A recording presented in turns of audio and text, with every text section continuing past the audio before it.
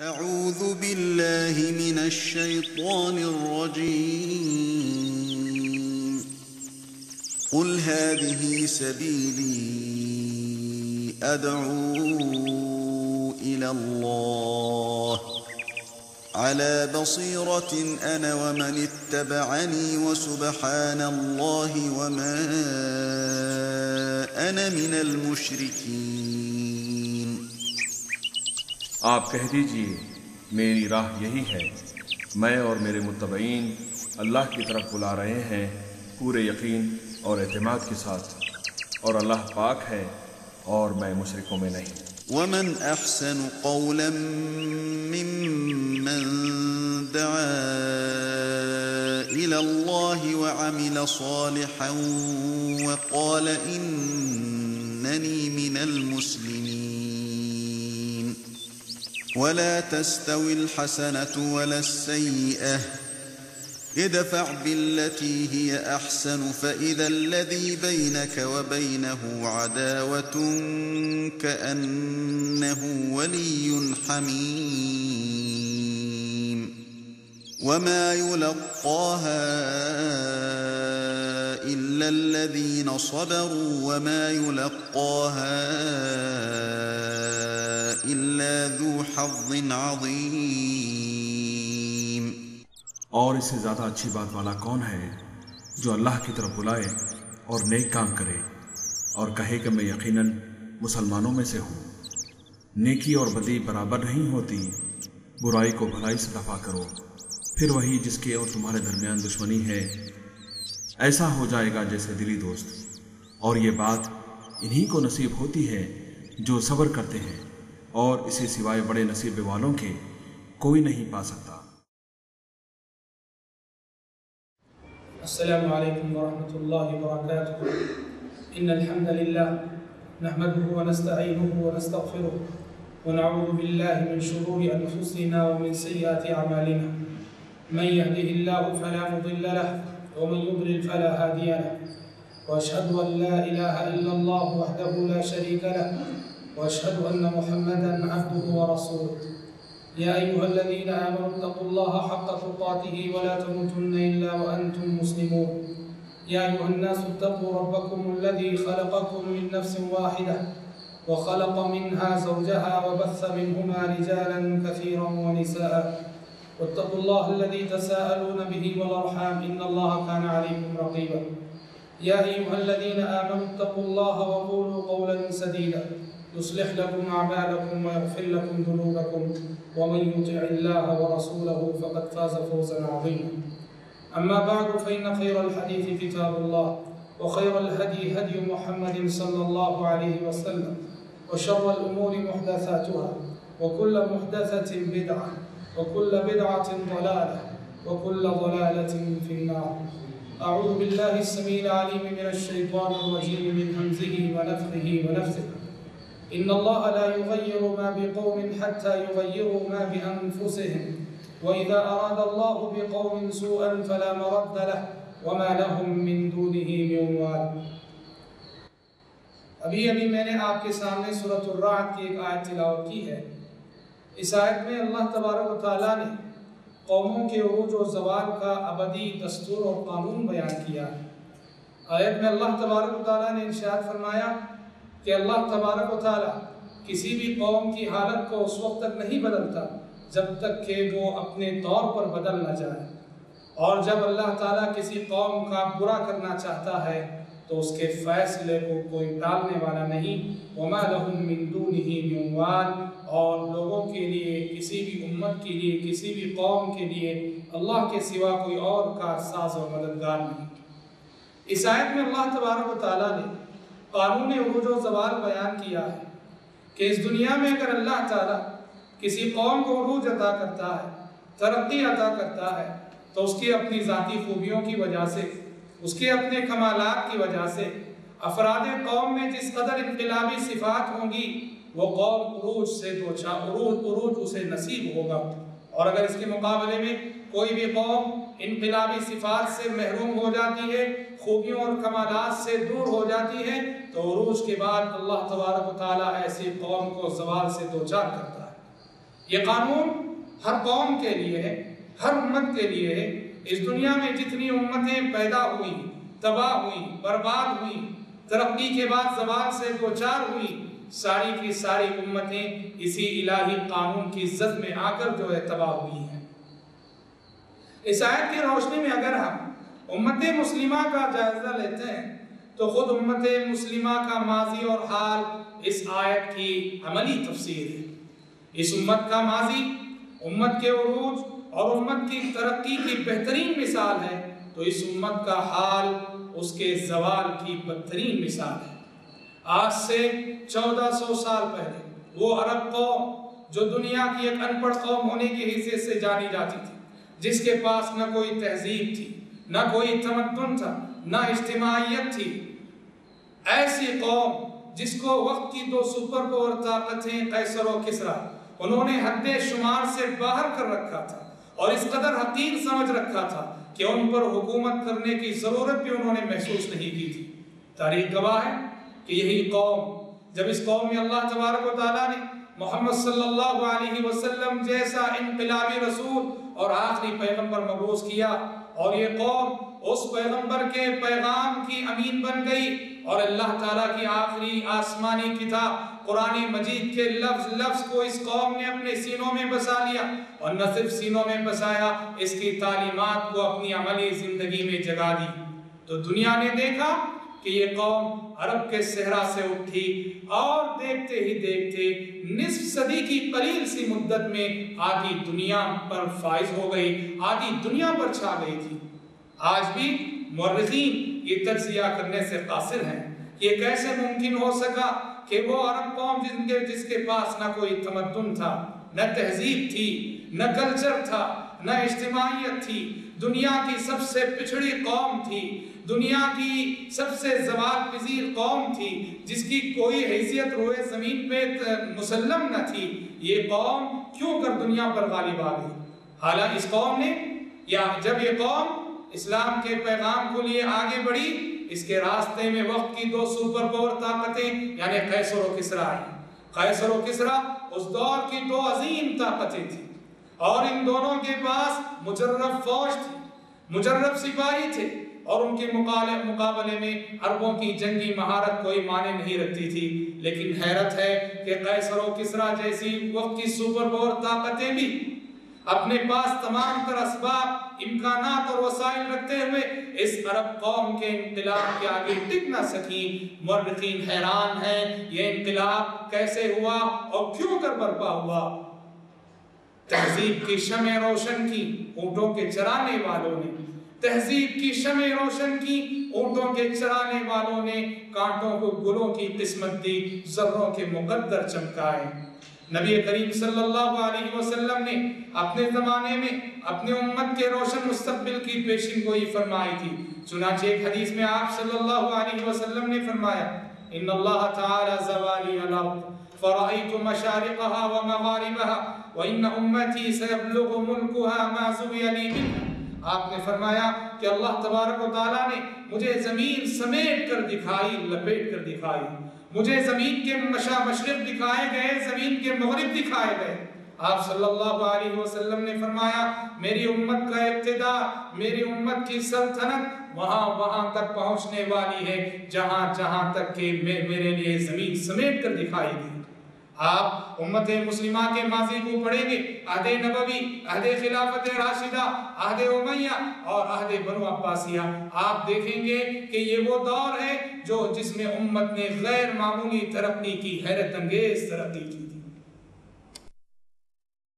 بات یہ ہے کہ اس حیرت انگیز ترقی کے بعد آج جو صورتحال امت مسلمہ کی زوال کے جس گڑھے میں وہ جا پڑی، زوال کے دلدل میں وہ پھنستی جا رہی ہے، زندگی کے ہر شعبے میں زوال، ہماری حکومتیں کمزور، ہماری ایمانی طاقت کمزور، ہم امت مسلمہ ان گنت اور لا تعداد مسائل کی شکار ہے۔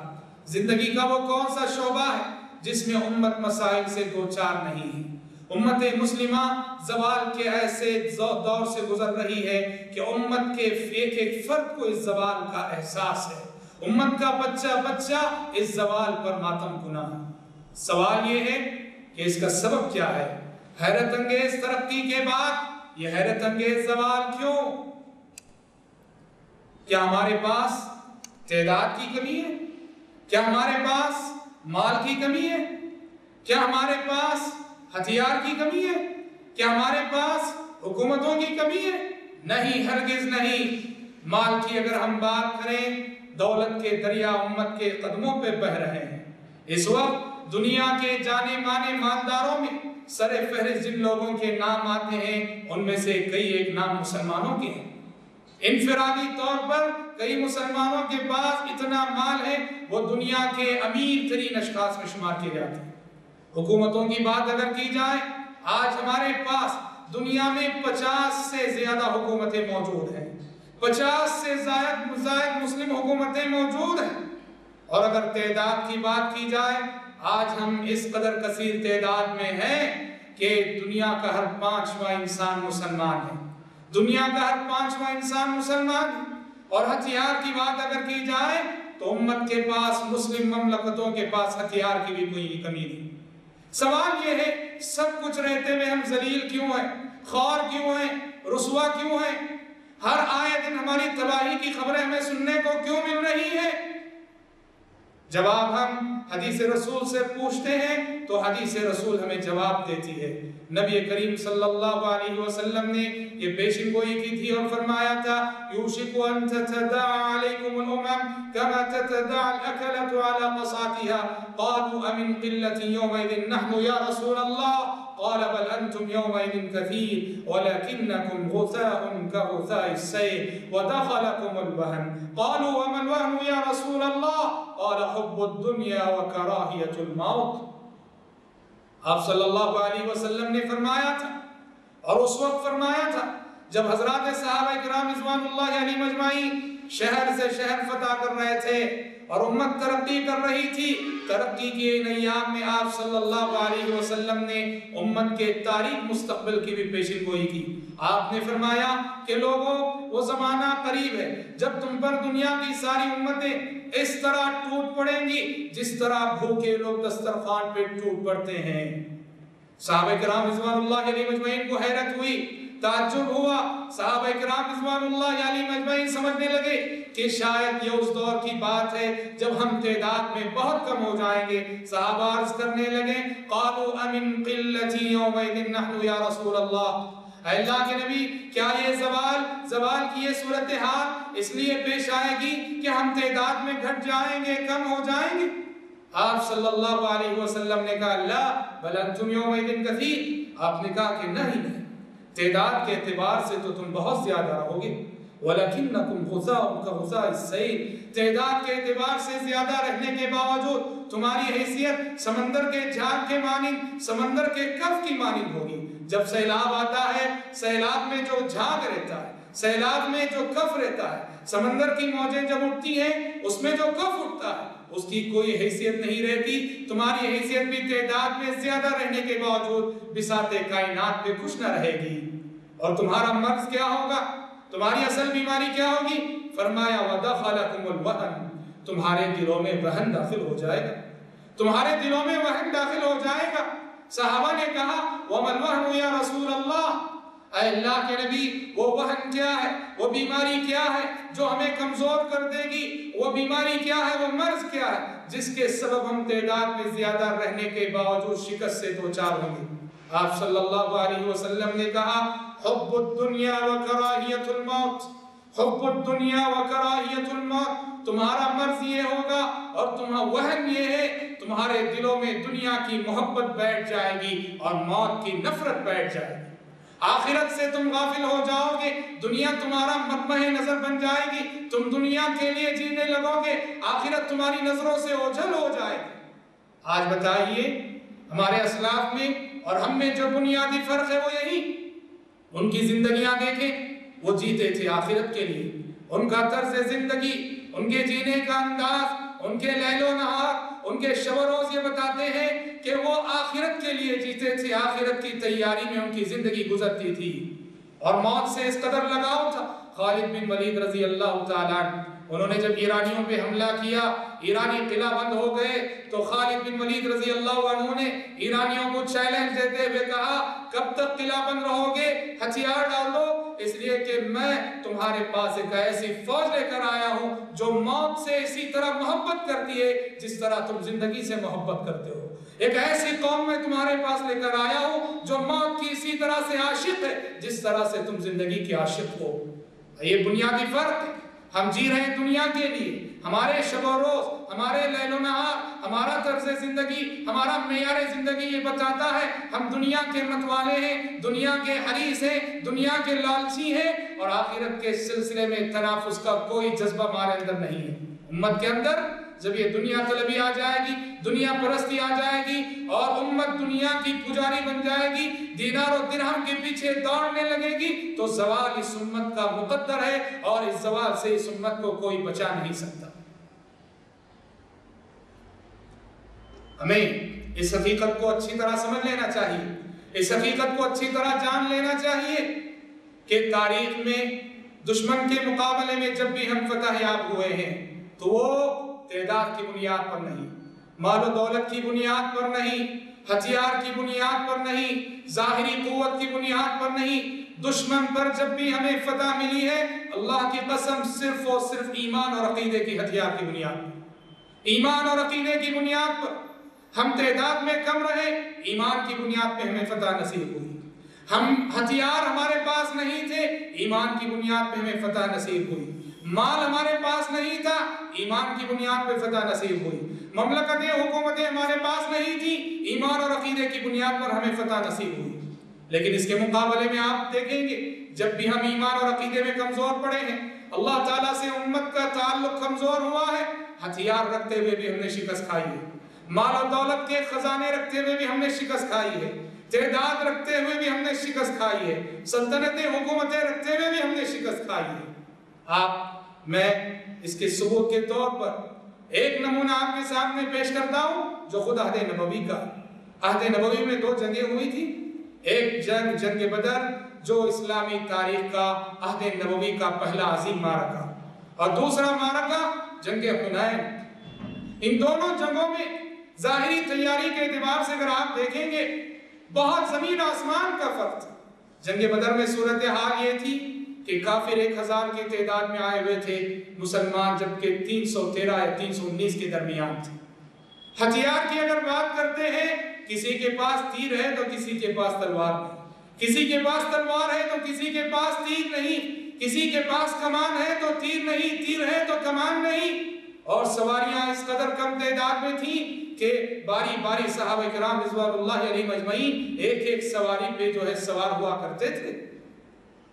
لیکن اس کے مقابلے میں دشمن پوری تیاری کے ساتھ آیا تھا، معرکہ ہوا، جنگ ہوئی، اس کا نتیجہ سامنے ہے کہ اسلام کی اولین فتح جو ہے جنگ بدر میں مسلمانوں کو نصیب ہوئی۔ وہ یوم الفرقان کہلایا وہ دن جہاں اللہ تبارک و تعالیٰ نے حق کو غلبہ عطا کیا، باطل شکست سے دوچار ہوا، باطل ذلیل ہوا، رسوا ہوا، اور 70 کافر مارے گئے اور 70 کافروں کو مسلمانوں نے قید بھی کیا۔ اس کے مقابلے میں آپ دیکھیں جنگ حنین کو دیکھیں، جنگ حنین میں مسلمان ظاہری اعتبار سے بڑے مضبوط تھے، تعداد کے اعتبار سے کسی غزوے میں اتنی تعداد نہ تھی جتنی تعداد کے غزوہ حنین میں تھی۔ 12,000 کی تعداد میں نبی کریم صلی اللہ علیہ وسلم صحابہ کرام رضوان اللہ علیہم اجمعین کو لے کر آگے بڑھے، 12,000 کی تعداد میں لے کر آگے بڑھے، اور ان کے پاس ہتھیار کی کمی نہ تھی۔ ابھی مکہ فتح ہوا تھا، مال غنیمت ملا، مکہ فتح ہوا تھا، خوب مسلمانوں کے پاس ہتھیار تھے، پوری تیاری تھی، حوصلے بلند تھے۔ لیکن ہوا کیا؟ جب حنین کی سمت جا رہے تھے صحابہ کرام رضوان اللہ علیہم اجمعین سے ہلکی سی بھول ہوگی، اور وہ بھول یہ ہوئی کہ تھوڑی دیر کے لیے حضرات صحابہ کرام رضوان اللہ علیہم اجمعین میں سے بعض کے دلوں میں کثرت تعداد پر ناز پیدا ہو گئی۔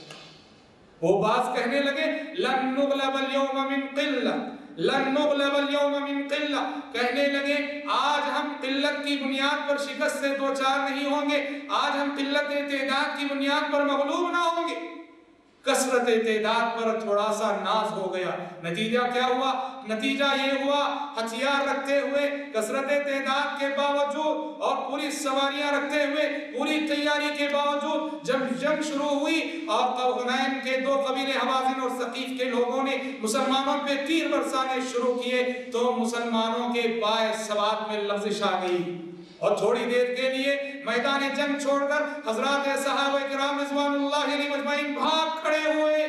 اور ایک اللہ کے نبی تھے جو پوری شجاعت، بہادری اور جوانمردی کے ساتھ میدان جنگ میں کھڑے ہوئے للکار رہے تھے اور فضا میں تلوار لہرائے کہہ رہے تھے انا النبی لا کذب انا ابن عبد المطلب، انا النبی لا کذب انا ابن عبد المطلب، میں اللہ کا سچا پیغمبر ہوں، میں اللہ کا سچا نبی ہوں، میں عبد المطلب کا پوتا ہوں، میں عبد المطلب کا بیٹا ہوں۔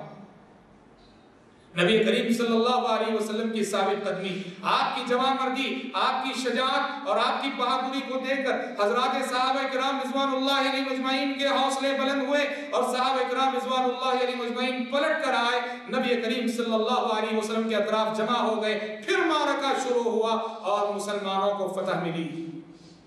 اللہ تبارک و تعالیٰ نے اس کا نقشہ 10ویں پارے سورہ توبہ میں کھینچا ہے، لَقَدْ نَصَرَكُمُ اللَّهُ فِي مَوَاطِنَ كَثِيرَةٍ وَيَوْمَ حُنَيْنٍ إِذْ أَعْجَبَتْكُمْ كَثْرَتُكُمْ فَلَمْ تُغْنِ عَنْكُمْ شَيْئًا وَضَاقَتْ عَلَيْكُمُ الْأَرْضُ بِمَا رَحُبَتْ ثُمَّ وَلَّيْتُمْ مُدْبِرِينَ۔ لوگوں یاد کرو اللہ تعالیٰ نے کیسے کیسے موقعوں پر تمہاری مدد کی اور حنین کے دن بھی اللہ تعالیٰ نے تمہاری مدد کی، جب کثرت تعداد کی بنا تمہیں ناز ہو چلا تھا، کثرت تعداد کی بنا تم فخر کرنے لگے تھے، لیکن تم نے دیکھا یہ تعداد کی کثرت تمہارے کچھ کام نہ آئی، زمین اپنی وسعتوں کے باوجود تم پر تنگ ہو گئی اور تم میدان جنگ چھوڑ کر بھاگ کھڑے ہوئے تھے۔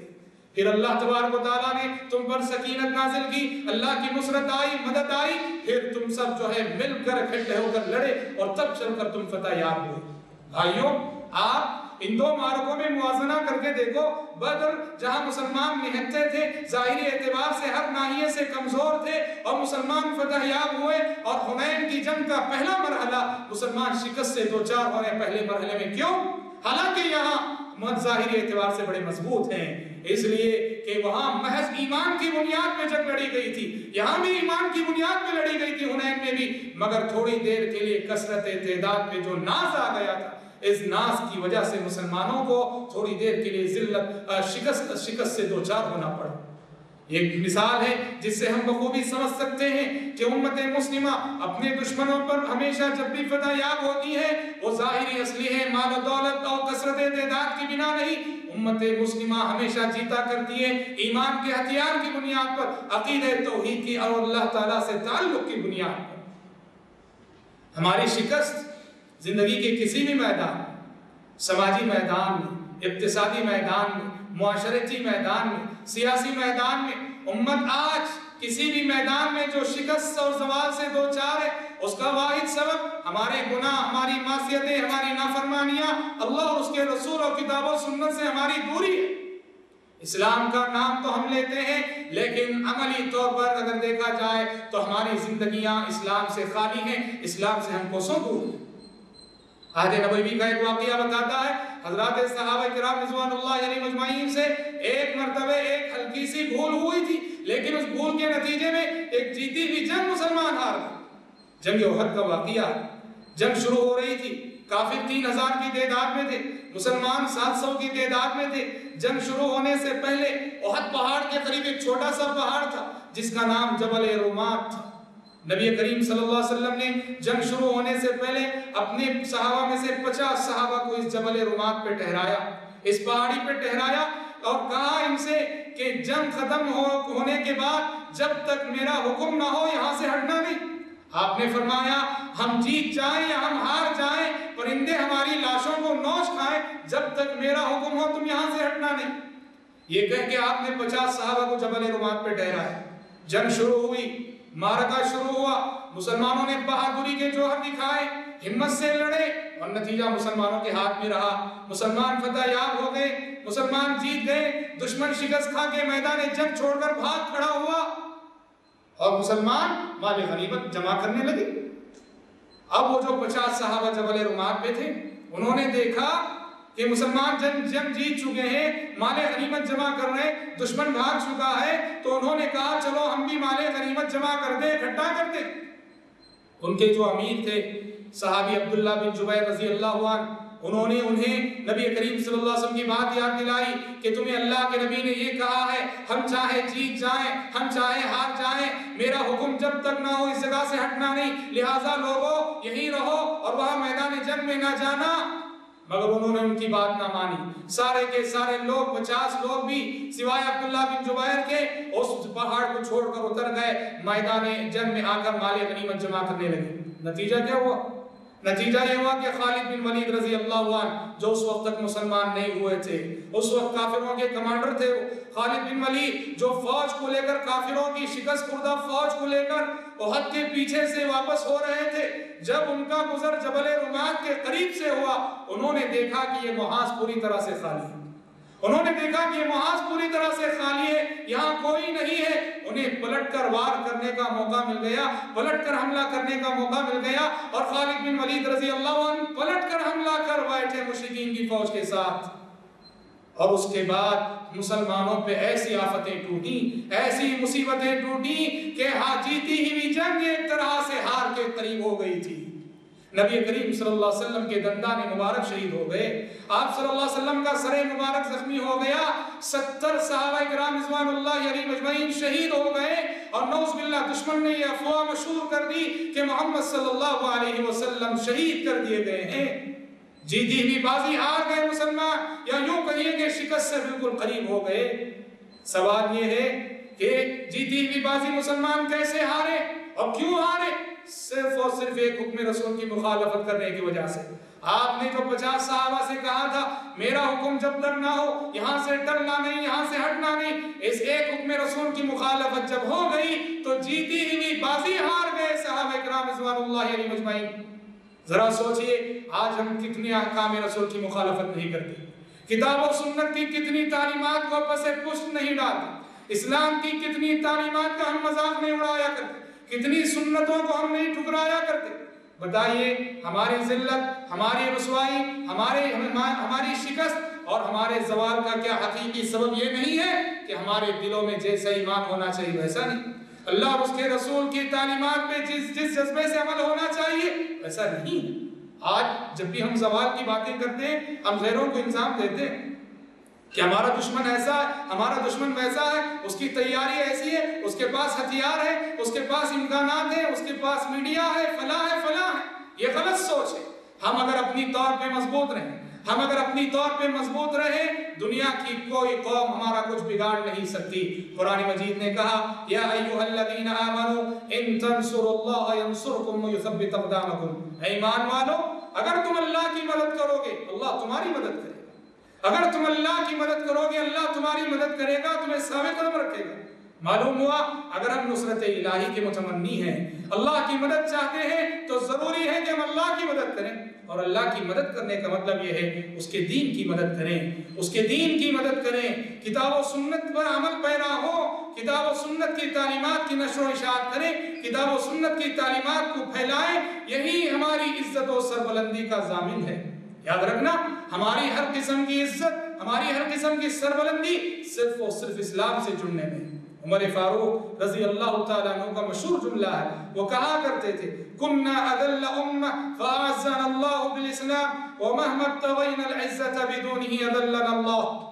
حضرت عمر کہا کرتے تھے کہ ہم دنیا کی سب سے ذلیل ترین قوم تھے، ہم دنیا کی سب سے کمتر قوم تھے، اللہ تبارک و تعالیٰ نے ہمیں اسلام کی بنیاد پر، محض اسلام کی بنیاد پر عزت عطا کی۔ وَمَهْمَا ابْتَغَيْنَا الْعِزَّةَ بِدُونِهِ أَذَلَّنَا اللَّهُ۔ اور جب کبھی امت مسلمہ اسلام کو چھوڑ کر، اللہ اور اس کے رسول کو چھوڑ کر کسی اور چیز میں عزت کو تلاش کرے گی، یہ امت ذلیل اور رسوا ہو کر رہ جائے گی۔ آج مملکتیں ہیں، حکومتیں ہیں، سلطنتیں ہیں، سب کچھ رہتے ہوئے رسوا ہیں، ہم اس لیے کہ ہم سمجھتے ہیں کہ ہماری عزت و سربلندی اقتدار میں ہے، حکومت میں ہے، منصب میں ہے، فلاں میں ہے، فلاں میں، ہرگز نہیں۔ ہماری طاقت ایمان ہے، ہماری طاقت ایمان ہے، یہ حقیقی طاقت اور ایمان کا ہتھیار اگر ہمارے پاس ہو ہم زندگی کے کسی بھی موڑ پہ شکست نہیں کھا سکتے۔ قرآن اعلان کرتا ہے کہ وَلَا تَهِنُوا وَلَا تَهِنُوا ولا تحزنوا وانتم الاعلون ان كنتم مؤمنین. اور لوگوں تم کمزور نہ پڑنا، غم نہ کرنا، تم ہی بلند رہو گے، تم ہی غالب رہو گے. قرآن چیلنج کر رہا، تم ہی غالب رہو گے، تم ہی بلند رہو گے. شرط یہ ہے کہ ان کنتم مؤمنین، اگر تم مومن ہو، حقیقی مومن ہو، تمہارے دلوں میں حقیقی ایمان ہوگا تو غلبہ تمہارا مقدر ہے. اس کا مطلب یہ ہے کہ اگر ایمان سے ہمارے دل خالی ہو جائے، ایمان کے تقاضوں سے ہم دور ہو جائیں، تو پھر غلبے سے ہم محروم رہیں گے اور اللہ تعالیٰ دوسروں کو ہم پر غالب کر دے گا. دعا ہے رب العالمین سے کہ رب العالمین کہنے والے کو، سننے والوں کو، سب کو اس بات کی توفیق عطا فرمائے کہ ہم امت مسلمہ کے موجودہ زوال کے حقیقی سبب کا ادراک کر سکیں اور امت مسلمہ کی نشت ثانیہ کے لیے سنجیدہ کوششیں ہم مستقبل میں کر سکیں. آمین. وآخر دعوانا ان الحمد للہ رب العالمین. والسلام علیکم ورحمۃ اللہ وبرکاتہ.